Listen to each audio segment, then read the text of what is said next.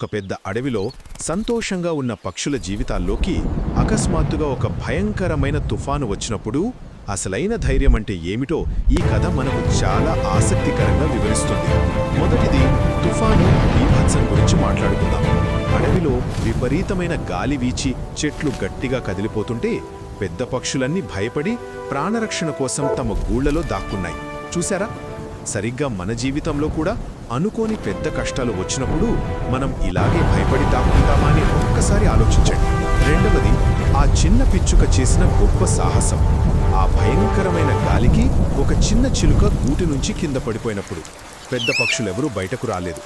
కానీ అప్పుడు ఆ చిట్టి పిచ్చుక మాత్రమే ధైర్యంగా గాలిని ఎదిరించి తన రెక్కలతో ఆ చిలుకను కప్పి సురక్షిత ప్రాంతానికి చేర్చింది. దీన్ని బట్టి ఇతరులకు ఆపదలో సాయం చేయడానికి శారీరక బలం కంటే మానసిక ధైర్యం చాలా ముఖ్యమని స్పష్టంగా అర్థమవుతుంది కదూ. ఇక